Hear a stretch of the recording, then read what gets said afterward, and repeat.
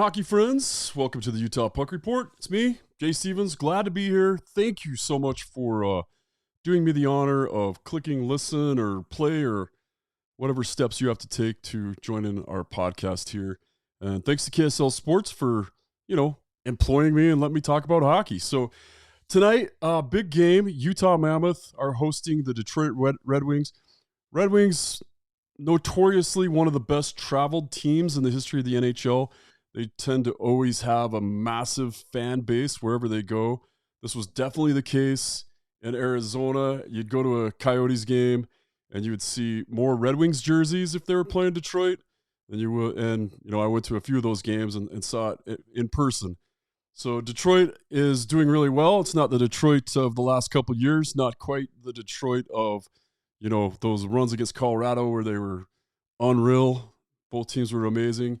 Detroit is definitely improving.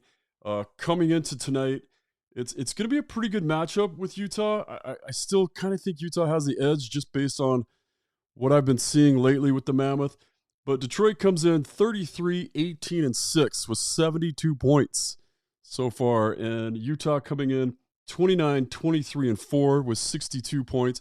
Both teams won their last game. Obviously, fun game. The Schmaltzy hat trick against Vancouver the other night. But on the flip side, Detroit went into Colorado and shut out Colorado. It was 2 nights ago, but I expect... So Gibson got the 21-save shutout against the Avalanche. So I expect it's going to be Veggie versus Cam Talbot tonight. With it being the last game before the break, I guess Detroit could play Gibson again tonight, but I would expect to see Cam Talbot. So that'd be our goalie matchup for tonight.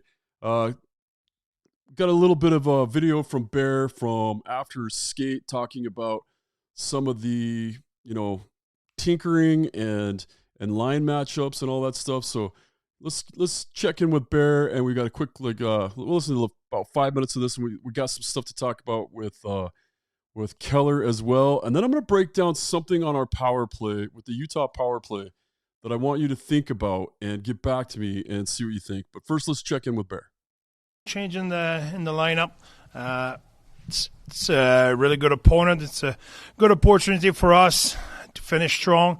I think we want to be at our best in those key game, and that's a key game just before the break like that. And it can be a lot of distraction, but for us, that's an opportunity to be able to play a hell of a game, even if there's circumstance around it. It's the same for every team, so we're all on the same level. I think they have the 6th most high-danger chances in the NHL right now, Detroit. When you know that a team is able to generate there, and also they have a lot of great chances from up high, how do you balance defending against that? Well, I think they're a really skilled team, and they attack the slot really quickly. That if you look at the way they strike, I think we review a few things this morning with the team and how they attack. At the end of the day, our pace will be our best strength against them. We need to make sure we're ready to apply a lot of pressure. But coming with pressure, sometimes the mistake we make is relying too much on it as well. You need to be good on your pressure, but you need to be good on your coverage as well. The pressure on the puck carrier has to be there, but the coverage underneath has to be good as well. I talked to Schmidt this morning about his pairing with Marino, and he said that he never feels like they're in trouble out there, that they're always just even kill. What is it about their pairing that makes them, so steady? I think a ton of communication, a ton of hockey sense and IQ in that pairing as well. And their experience of Schmidt as well help a lot. And Marines obviously is a really good player. You saw his impact last year when he came back. From the moment he came back in our lineup, we were a much better team, and he has a huge impact, no doubt. With these guys going to the Olympics, what's kind of the mood around the team? Is there any, I guess, excitement and that kind of thing for these guys? We don't want to get into that. Yeah. That's a year away. every day it's important. So today is today, and they can figure that out after. We don't want to get into that. It's if you look at what's ahead, you trip at what's in front of you. So let's focus on what's in front of us, and we'll go. We wish all the best. We're excited about those guys. We said it a month ago. We said it all the time, but today's Detroit. You mentioned about finishing strong before the break. What are some of the things that you're looking to see specifically from these guys? Obviously, some of it's matched up based, but like some of the things you like to see before a long break like this. Yeah, well, it's nothing related with the break for us. It's that game. It's one game. I talk a little bit about how we want to play defensively, but as well offensively, I think we have confidence. We need to make sure we attack really quickly. It's another team who play a man coverage in their zone, and sometimes against those teams, we have tendency to get pushed on the outside and possess the puck.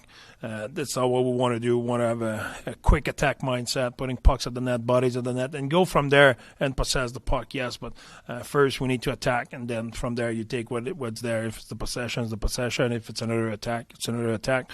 But we want to have that aggressive mindset offensively. Kerfoot and Cooley skating lines now obviously still non-contact. Yeah. How are they progressing back? Yeah, they're progressing well. I don't know. I know they're not day-to-day yet because you can see the color of jersey, but it's coming. And then how has Boot responded to coming out of the lineup? Yeah, he responded really well, like a really good pro. It's not the perfect situation when you're a young player and you want to play and you want to contribute, and had a good discussion with him and review a few things. And it's a lot about confidence for him right now with the puck, because without the puck, his play is really good. His positioning offensively and defensively is really good. His effort is never in question. We really like him as a player. It's just a matter for him to fill up, get a little bit more mature, a little bit more confident with the puck. But that will come. I know you don't see Detroit very often, but when you do have success against a team, once earlier in the season, does that factor in at all in terms of the game plan, the mentality, the physicality, any of those things?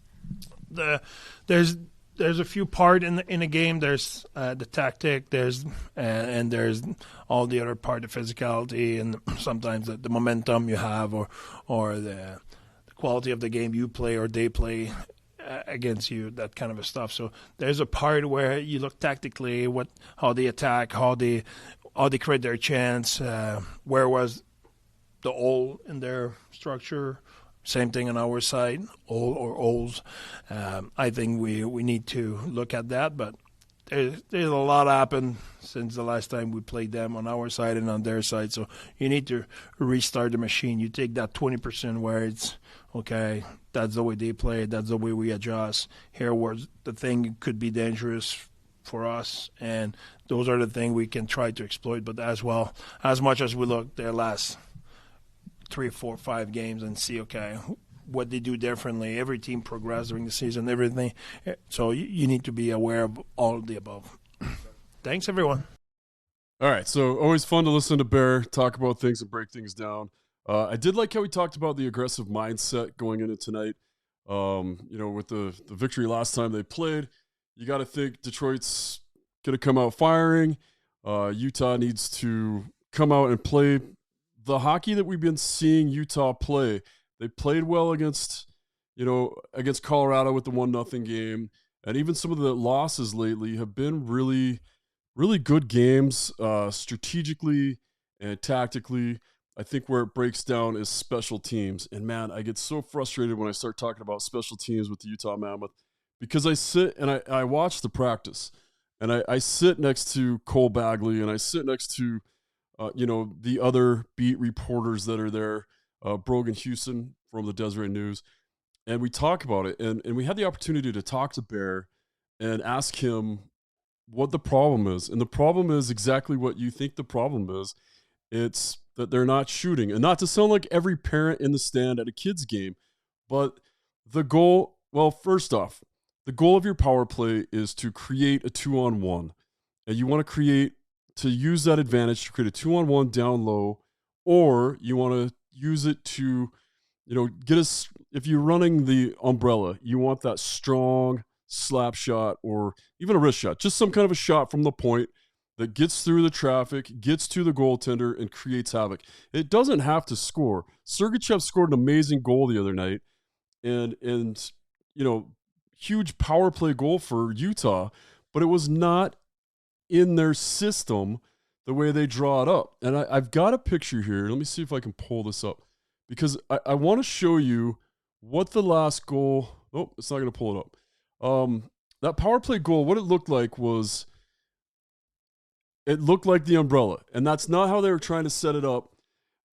They passed it around a few times. They tried to get to the bumper in front. The bumper was always closed. The other part of where Utah's power play lacks, besides the lack of shooting, is the lack of actual movement from the players. Passing the puck is neat. It looks amazing, and that should be the end goal, but the beginning, the motion is the lotion. You have to move your body. You have to cycle the puck. You have to entice the defenseman or the defending penalty killers to chase you a little bit. Give them some reason to come after you. But standing still and passing from point to point, back down to Keller, fake slap shot, back to the point, and then something gets messed up in a pass. It bounces over as you try to force it through the zone into your bumper or even that cross-ice pass. So you need to see more movement. You need to see more of the guys actually skating from where they're standing and making other people chase them. In that game against Vancouver, it didn't work. They passed it back to Sergachev, and he just fired a slap shot. And the best part of that slap shot, and I wish I could get the picture to show up, is that their own defenseman screened the goaltender, and that's how the goal came about. It was bad positioning by them. That's actually where our guys should have been, fronting the puck, which means you put your butt in the goalie's face, your front is facing the guy that's shooting the puck, and you're looking for deflections, you're screening the goalie, and you're creating chaos. That is how power plays win. If you are the last power play in the NHL, what do you have to lose by not using the bumper and switching to something else? The Colorado Avalanche invented the bumper. They used it to win a cup. They used it to dominate the NHL for a couple of years, and now they have the second worst power play in the NHL with probably the most talented group of power play people that you could put out there.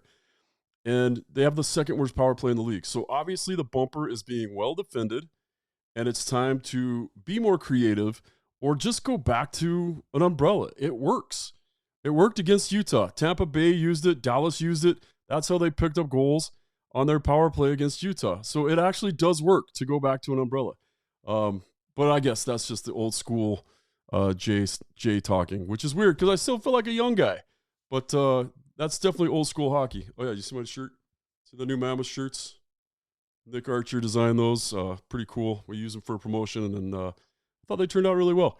So, again, Utah has the worst power play in the league. Detroit comes in with the 8th best power play in the league. Utah has the 17th best penalty kill. They dropped down to 79%. The Red Wings have the 14th best power play or penalty kill at 79.9. So 79.9 and 79.2, almost identical PKs. So if this comes down to special teams and Detroit manages a goal and Utah doesn't manage a goal, Detroit wins this game. We keep getting production from guys that have been in and out of the lineup. Carcone keeps producing. Yamamoto, if you follow me on Facebook, you saw me create that stupid little AI thing where I had a bunch of people picketing outside the Delta Center saying, "Keep Yamamoto in." That was the best AI I've ever done, by the way. So give it to me, the boomer, for at least trying. But seeing guys like Yamamoto, seeing guys like Carcone pitching in. And speaking of old guys from the team, I just wanted to bring up Bukestad got traded today from from St. Louis to New Jersey. And if you watch hockey like I do every night, and you watch Edmonton, you saw our old boy Connor Ingram. Not such a great night, but I kind of enjoyed watching Michelli pick up 2. Michelli netted 2 against him, so that was kind of fun. But talking about guys, getting production up and down the line, Keller had a little bit to say about that today. Let's check in with Captain Clayton Keller. Going into this game facing Detroit, you know that they have a lot of talent and speed on their side. What does your team want to do to assert their own game, especially early in this one? Yeah, I think, just stick to our game plan, stick to, what makes us a good team. And, if we do that, I think we can be successful against anyone. And like you said, they're a great team. They're playing really well. They're tough to play against, lots of skills. So we're going to have our best here tonight, and I'm looking forward to it. What are some of the elements that make up this team's identity right now? I think speed, compete, just doing all the little things to win. And I think, individually everyone has chipped in more and more, and we've been winning more, and starting to, feel, what it's like and how hard it is to win every single night. And, when we're doing this, it's a lot of fun, and, you're always happy coming to the rink. You touched on it, but balanced offense, there's been contributions up and down the lineup. The D-Corps has gotten involved a lot recently. How does that help everyone be able to stay confident and stay without pressure in these games? Yeah, for sure. It's great. I think to win, that's something that's very important and something that you need. And like you said, so many guys have chipped in as of late and really helped us in key moments throughout the game, or whatever it may be. So it's great to have that, and we're lucky to have such great players on our team. Last game before the break, one last game. Is it important to keep it rolling going into the break? Yeah, for sure. It's huge. It's you want to leave the break with a good feeling, and look back at our first half and be proud of the way we competed and fought the whole way. So yeah, I think tonight's a huge game for us. Your last game, you have one more tonight, but man, you're going to the Olympics. Are you starting to think about that?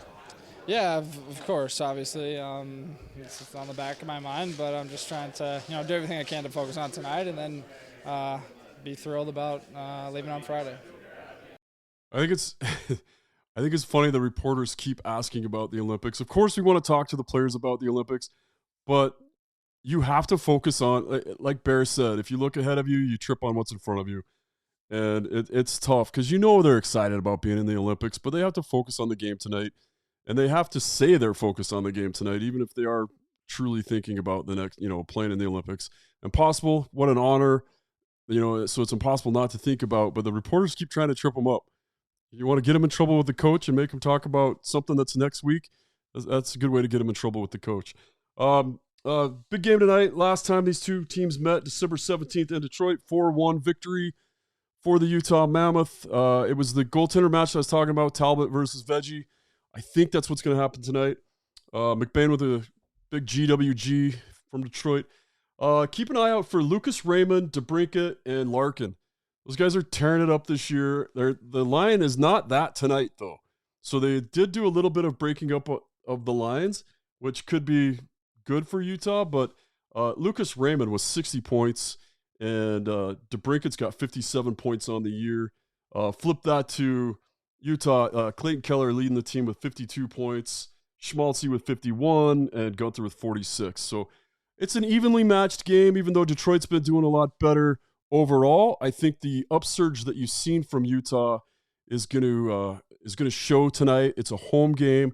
Everybody's getting ready for the break. So I was joking around with a couple of my friends. A lot of my friends are huge Detroit Red Wing fan.